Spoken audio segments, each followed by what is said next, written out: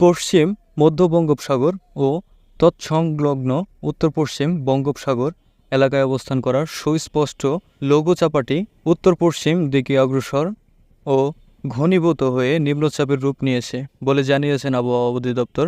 নিম্নচাপের কারণে উত্তর বঙ্গোপসাগর এলাকায় বায়ুচাপের তারতম্যের অধিক বিরাজমান করেছে।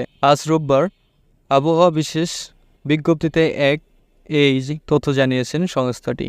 আবহাওয়া অধিদপ্তর মোহাম্মদ ওমর ফারুক সাক্ষাৎকারে করা বিজ্ঞপ্তিতে বলা হয়েছে, আজ রোববার সকাল ৬টায় নিম্নচাপটি চট্টগ্রাম সমুদ্রবন্দর থেকে ৭১০ কিলোমিটার পশ্চিম দক্ষিণ পশ্চিমে, কক্সবাজার সমুদ্রবন্দর থেকে ৬৭০ কিলোমিটার পশ্চিম দক্ষিণ পশ্চিমে, মংলা সমুদ্রবন্দর থেকে ৫৭৫ কিলোমিটার দক্ষিণ পশ্চিমে ও পায়রা সমুদ্রবন্দর থেকে ৫৭৫ কিলোমিটার দক্ষিণ পশ্চিমে অবস্থান। নিম্নচাপটি আরও উত্তর পশ্চিম দিকে অগ্রসর ও ঘনীভূত হতে পারে বলে জানিয়েছেন ওমর ফারুক। তিনি বলেন, এর প্রভাবে উত্তর বঙ্গোপসাগর এলাকায় বায়ুচাপের তারতম্যের অধিক্য বিরাজমান করেছে। উত্তর বঙ্গোপসাগর, বাংলাদেশ উপকূলীয় এলাকা এবং ঝড় সমুদ্রবন্দর সমূহের উপর দিয়ে দমকা বা ঝোড়ো হাওয়া বয়ে যেতে পারে।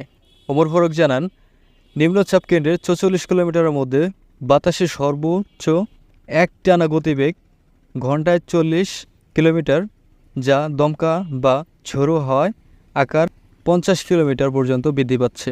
এই কারণে চট্টগ্রাম, কক্সবাজার, মংলা ও পায়রা সমুদ্রবন্দরকে ৩ নম্বর স্থানীয় সতর্কতা সংকেত দেখিয়ে যেতে বলা হয়েছে।